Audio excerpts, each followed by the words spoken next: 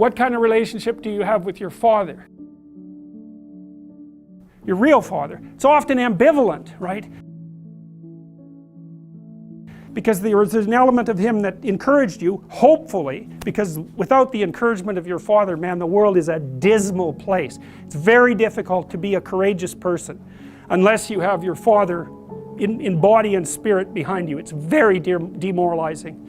Like, it really kills people not to have their mother. They just don't recover from that. And I think people can recover from a fragmented father relationship, but it's the next worst thing.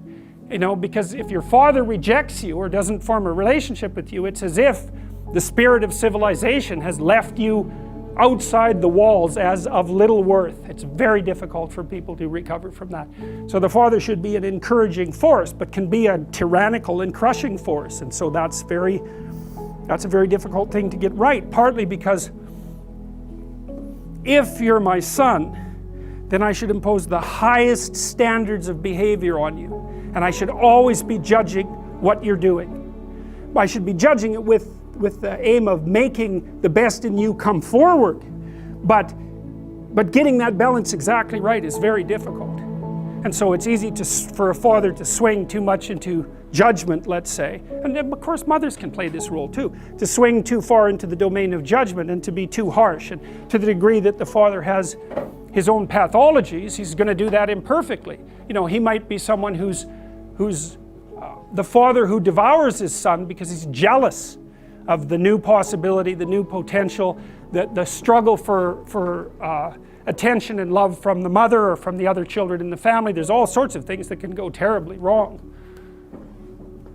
So that's the father as wise king, and that's another symbol that's been lost, I would say, to a massive degree in modern universities, because all we're taught is to tear that down.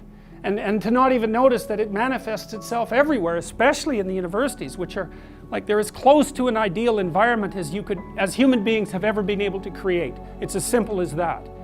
And if you can't be grateful for the structure of the university with all its imperfections, then you're completely blind to this element of the archetype. And that's the opposite of it. That's the son that devours, the king that devours his own son. That's a tyrant. You know, that's like the mother who's too overprotective. It's the male version of that. And the mother that's too overprotective says, I'll never let anything happen to you. It's like, well, maybe you actually want to have something happen to you. You know, it's a bit of an all-inclusive statement. It's like, no, I'm going to make you strong so any number of things can happen to you. And when you need some care, I'll be there. But otherwise, like out into the world with you, that's the right attitude. And for the father, it's like, get your bloody act together. But I'm on your side. It's not because I want to destroy you or demean you or push you down in the dominance hierarchy, but because I want the best in you to emerge. And so you need standards. It's like, what are you doing wasting your life? There's way more than that to you. Get your act together and bring it out. And that's a message that people really want to hear if they have any sense at all. And generally they do want to hear it. So, you know, I've been talking to a lot of people recently, as perhaps you know, and I was talking to one of the leaders of the Conservatives this morning, and they're asking me about, the person was asking me about Bill C-16, but more specifically about talking to young people, because the Conservative leadership struggle is going on right now. I've been talking to a bunch of them, and I said, well, look, one of the things you could do for young people that no one's doing is to talk to them about responsibility. Because everyone talks to young people about rights. It's like, we need our rights. It's like, oh God, how many rights do you need? You know, really, like you have more privileges than any people who've ever lived anywhere.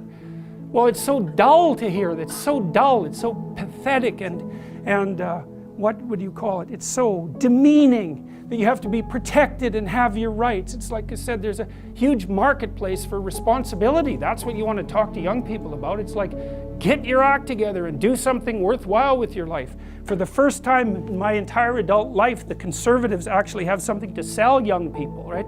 They could sell them responsibility. It's like, well, why? Because that's where life has meaning with responsibility. The more responsibility you take on, the more meaning your life has. And the higher degree of responsibility that you agree voluntarily to try to bear, the richer your life will be. And no one's ever told that, and it's the case. You know, it's like you have 4 kids, say. Well, that's plenty of responsibility. You're going to have meaning. It's going to be rough, you know, because it's complicated. You have a complicated job and you try to help the careers of the people around you. You try to solve tough problems and aid suffering and do all of that. It's like, it's weight, it's responsibility, but there's glory in it. There's real glory in it. There's deep meaning in it. And young people are starving for that because no one ever tells them that. It's like, you're way more than you think, man. Stand up, do something difficult. Do something difficult and heroic, right? Burst out of your bonds. It's like, that's a good message. It's a necessary message because we have to be more than we are, because if we aren't, we're not going to survive.